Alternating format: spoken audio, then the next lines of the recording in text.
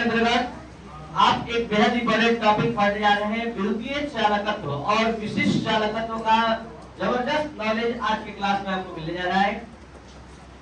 Specific conductance और electrical conductance दोनों आज की क्लास में अच्छे से आप पढ़ने जा रहे हैं। काफी इंपॉर्टेंट टॉपिक होगा आगे मोलर चालकत्व और विशिष्ट चालकत्व को समझने के लिए, तुल्यांकी चालकत्व को समझने के लिए। आगे कोलराउस का नियम भी आ रहा है जिसका बेसिक क्लास आज ही आपको मिलने जा रहा है। यहाँ से आप ध्यान लगाकर पढ़ने का प्रयास करें, समझिए, ध्यान दीजिए। विद्युतीय चालकत्व, जैसा कि 9th 10th क्लास से आपके माइंड में ये बात फिट हो गया है कि विद्युतीय प्रतिरोध के व्युत्क्रम को विद्युतीय चालकत्व कहते हैं। यानी जिस भी इंस्ट्रूमेंट में या कहीं भी या वायर में, तार में प्रतिरोध ज्यादा होता है तो वहां विद्युतीय चालकत्व का मान कम होता है, और जहां प्रतिरोध कम होता है वहां चालकत्व का मान, विद्युतीय चालकत्व का मान क्या होता है? अधिक होता है। इसका मतलब है सबके माइंड में ये बात फिट है कि विद्युतीय प्रतिरोध विद्युतीय चालकत्व के व्युत्क्रमानुपाती होता है। जहां प्रतिरोध अधिक वहां विद्युतीय चालकत्व कम। तो यहाँ विद्युतीय प्रतिरोध के व्युत्क्रम को विद्युतीय चालकत्व कहते हैं और विद्युतीय चालकत्व को G द्वारा सिद्ध करते हैं।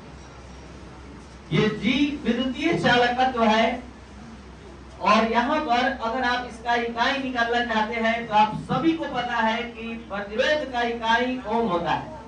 तो पूरा इस विद्युतीय चालकत्व का इकाई हो गया ओम का पावर -1। इसी को आप इसी का एक और इकाई पढ़ लीजिए, महो।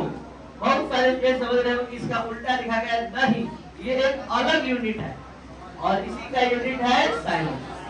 तो यहाँ हम विद्युतीय चालकत्व के बारे में बताएं। विद्युतीय प्रतिरोध के व्युत्क्रम को विद्युतीय चालकत्व कहा जाता है। विद्युतीय चालकत्व को G द्वारा सिद्ध किया जाता है और G बराबर क्या होता है? 1/R। तो ये समाप्त होते होते आपके माइंड में बस एक लाइन होना चाहिए, G बराबर 1/R। और जब चाहिएगा तब परिभाषा विद्युतीय चालकत्व का बना लीजिएगा। आज का क्लास बेन समझने लायक विशिष्ट चालकत्व के लिए है। यहाँ कुछ विशेष नॉलेज आप सभी स्टूडेंट को मिलने जा रहा है। विशिष्ट चालकत्व को समझने से पहले हम आपका ध्यान आकर्षित करना चाहेंगे प्रतिरोध के बारे में। कि प्रतिरोध के बारे में आज एकदम अच्छे से समझ लीजिए। समझने का फायदा क्या होगा कि आप अगर रेजिस्टेंस को समझ लिए तो आपके घर में जो होम अप्लायंस है, आयरन, हीटर, बहुत जल्दी कभी आप देखते हैं खराब हो जाता है। तो ये आपके नॉलेज के अभाव में ही होता है, और आज के बाद वो अब जल्दी खराब नहीं होगा। ये हमारा चैलेंज है, क्योंकि आप उस बात को समझ पाएंगे और आप उस गलती को नहीं करेंगे। रेजिस्टेंस, प्रतिरोध क्या होता है, ध्यान दिया जाए। ऐसे आप क्या जानते हैं, विद्युत धारा के प्रवाह में जो रुकावट उत्पन्न होता है उसे क्या कहते हैं? प्रतिरोध। विद्युतीय प्रतिरोध कहते हैं। अब जरा सुनिए, ये विद्युतीय प्रतिरोध तार की लंबाई के समानुपाती होती है। विद्युतीय प्रतिरोध तार की लंबाई की। एक तार 10 मीटर लंबा है और एक तार 100 मीटर लंबा है। तो आपको क्या अपने से नहीं समझ में आ रहा है कि जितना दूरी तक खींच कर ले जाएंगे उतना ज्यादा इलेक्ट्रॉन उसमें टकराएगा? तो अगर इन्वर्टर का बैटरी, जो इन्वर्टर बैटरी है, एकदम नजदीक 1 मीटर के दूरी पर रखा जाए और एक 100 मीटर के दूरी पर रखा जाए तो ज्यादा जल्दी चार्ज कौन होगा? जबकि सेम करंट, सेम सब चीज उसमें प्रवाहित किया जा रहा है। कारण क्या है कि जो 100 मीटर दूरी पर बैटरी रखे हैं वहां जाते जाते बहुत सारा रेजिस्टेंस उत्पन्न हो गया, विद्युत धारा का क्षय हो गया। इसका मतलब तार की लंबाई बढ़ने से विद्युतीय प्रतिरोध का मान क्या होता है? बढ़ता है। जितना ज्यादा तार का लंबाई बढ़ाते जाइएगा करंट का क्षय होता जाएगा, विद्युतीय चालकत्व का मान कम होता जाएगा। तो ये बात समझ में आना चाहिए कि तार की लंबाई विद्युतीय प्रतिरोध के समानुपाती होती है। लंबाई अधिक, विद्युतीय प्रतिरोध अधिक। अब बात करते हैं अनुप्रस्थ परिच्छेद का क्षेत्रफल, क्रॉस सेक्शनल एरिया। यही वो कॉन्सेप्ट है जो हम आपको आज बताना चाहते थे। अनुप्रस्थ परिच्छेद का क्षेत्रफल। आप अगर मान लीजिए बहुत कम पतला तार अपने इलेक्ट्रिकल इंस्ट्रूमेंट में या कोई भी होम अप्लायंस में, आयरन में पतला तार लगा कर रखे हैं, बहुत कम एमएम का तार लगा है, तो देखते होंगे वो तार हीट हो रहा है, गर्म हो रहा है। क्यों हीट हो रहा है? यही कारण है, समझिए। मान लीजिए अभी तार इतने मोटाई का है, इसका क्रॉस सेक्शनल एरिया अनुप्रस्थ परिच्छेद का क्षेत्रफल आप देख पा रहे हैं इतना, और अभी इलेक्ट्रॉन का प्रवाह होना है इसमें से, और अब तार इतना मोटा हो गया। अब ये तार इतना ज्यादा क्रॉस सेक्शनल एरिया का है, इतना ज्यादा इसका अनुप्रस्थ परिच्छेद का क्षेत्रफल, तो इसमें इलेक्ट्रॉन आसानी से प्रवाहित होगा कि कम वाले में? इस वाले में अधिक अनुप्रस्थ परिच्छेद का क्षेत्रफल रहेगा, तो इसमें इलेक्ट्रॉन का प्रवाह आसानी से होगा। आसानी से का मतलब इलेक्ट्रॉन कब टकराएगा? इलेक्ट्रॉन कब टकराएगा मतलब प्रतिरोध। तो अगर आप इलेक्ट्रिकल इंस्ट्रूमेंट अगर 1000 वाट का है, तो आप 2 mm का 4 mm का तार अगर लगाते हैं तो जल्दी खराब नहीं होगा। क्यों नहीं खराब होगा? क्योंकि उसमें रेजिस्टेंस कम उत्पन्न होगा, तार कम हीट होगा, शॉर्ट सर्किट कम होगा। अब वही आप 1500 वाट का आयरन है और आप पतला सा तार 1 mm का लगा दीजिए। 1 mm मतलब उसका सहने का क्षमता 1000 वाट है, और आप 1500 वाट का इलेक्ट्रिक स्टीम आयरन इस्तेमाल कर रहे हैं, इसमें पानी भी डाल के आयरन किया जाता है भाप से, और आप 1500-2000 वाट का आयरन यूज कर रहे हैं, निश्चित है कि वो तार हीट होते होते गलेगा, फिर शॉर्ट सर्किट होगा, जल जाए। और आप उसको बचाना चाहते हैं, आपको ध्यान है कि आपका आयरन इतना वाट का है, उसके अनुसार आप मतलब तार ज्यादा एमएम का लीजिए, तो हीट नहीं होगा। हीट नहीं होगा तो वो गलेगा नहीं, और अच्छे से वो 4-5-10 साल यूज होगा। ये कारण है आपके होम अप्लायंस के जलने का, जो आप नहीं ध्यान देते हैं।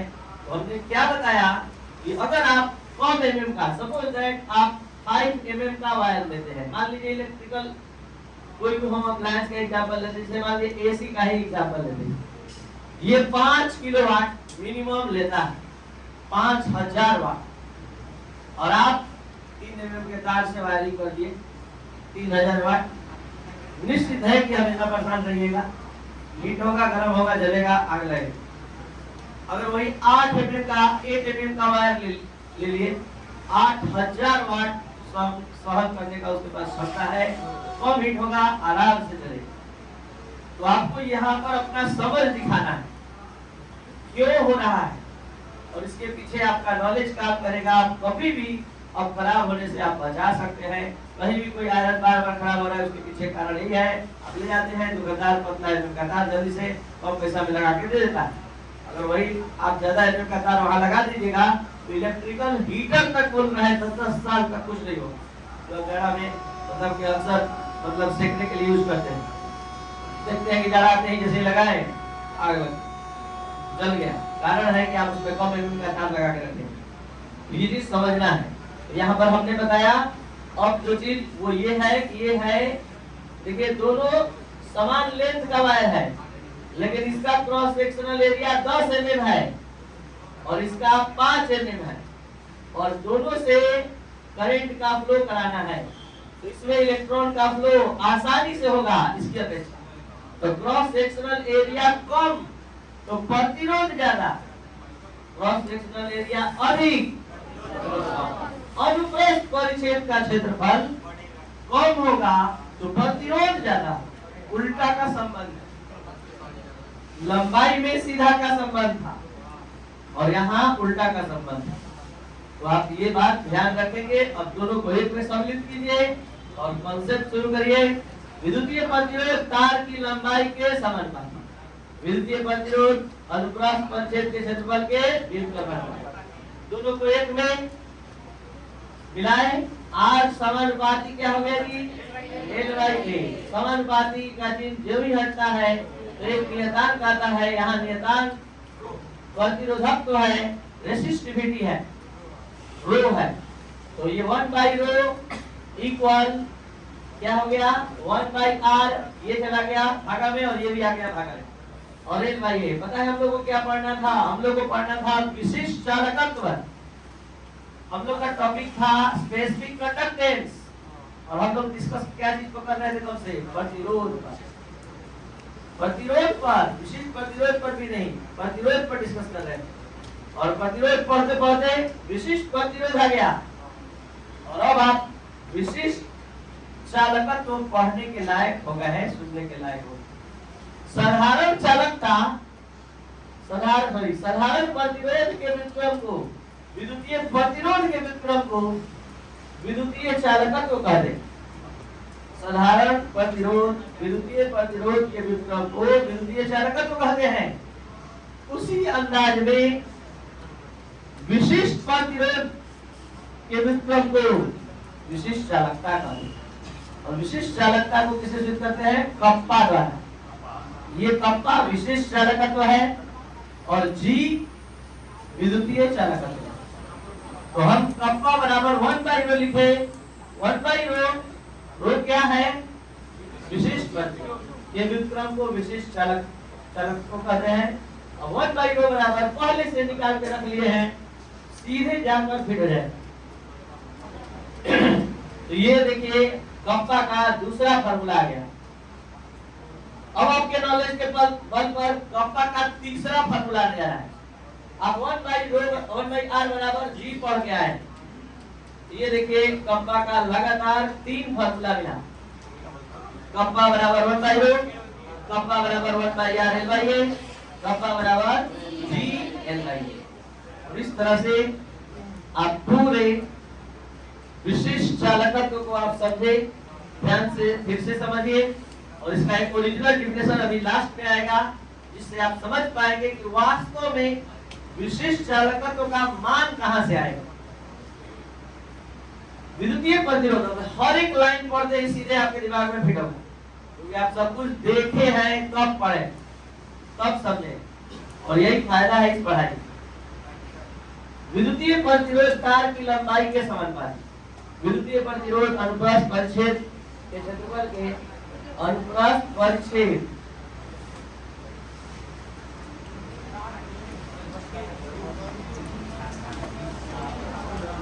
क्या होता है? अनुप्रस्थ परिच्छेद के क्षेत्रफल की क्या होता है? व्युत्क्रमानुपाती। बड़े देखिए, ध्यान दीजिए। तो यहाँ पर r समानुपाती क्या हो गया? 1/a। दोनों को एक में सम्मिलित किए तो r समानुपाती क्या हो गया? L/a। समानुपाती का चिन्ह हटते ही एक लाइन यहाँ छोटा हुआ है, ये लिखते हुए तब ये लिखना है। तो r बराबर ρ L/a। और यहाँ पर ये चला गया नीचे और ये आ गया नीचे, मतलब ये गुणा में है तो भागा में, और ये भागा, ये गुणा में है तो ये भी भागा में। तो ये चला गया इसके नीचे। आपके समझने के लिए एक लाइन पढ़ा दे रहा है। r/ρ L/a। अब ρ 1/ρ यही रह गया और r आ गया इधर, तो आप समझ जाएंगे आराम। हो गया। अब आइए समझिए विशिष्ट चालकत्व को। विशिष्ट प्रतिरोध के व्युत्क्रम को विशिष्ट चालकत्व कहते हैं। इसे कप्पा द्वारा सिद्ध किया था। और कप्पा बराबर 1/ρ। और 1/ρ बराबर अभी तुरंत डिफाइन हुआ है क्या? 1/r into L/a। L क्या है? तार की लंबाई, नमूने की लंबाई। और A क्या है? अनुप्रस्थ परिच्छेद का क्षेत्रफल। और यहाँ 1/r इक्वल आप सभी स्टूडेंट G जानते हैं। यहाँ G हमने ला दिया विद्युतीय चालकत्व। और अब L बराबर, अब हम आपको विशिष्ट चालकत्व को समझाना चाहते हैं कि विशिष्ट चालकत्व किस रूप में परिभाषित किया जाता है, कैसे उसका मान निकाला जाता है, किसके बराबर होता है। तो हमने मान लिया तार का लंबाई 1 cm, अनुप्रस्थ परिच्छेद का क्षेत्रफल 1 cm²।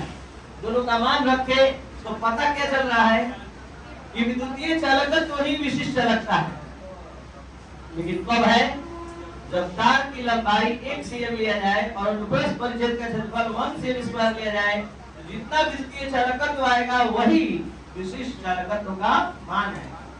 और इसी को यहाँ पर परिभाषित किया गया है। किसी चालक की विशिष्ट चालकत्व उनके 1 cm लंबाई और 1 cm² अनुप्रस्थ परिच्छेद के क्षेत्रफल द्वारा प्रदर्शित की गई विद्युतीय चालकत्व की क्या होती है? बराबर होती है, या विद्युतीय चालकत्व को कहा जाता है। और यहाँ विद्युतीय चालकत्व का यूनिट निकालने जा रहे हैं आपके सामने। बोर्ड पर ध्यान दीजिए। कप्पा बराबर आया है 1/r into L/a। अभी हम बात करने जा रहे हैं सीजीएस में,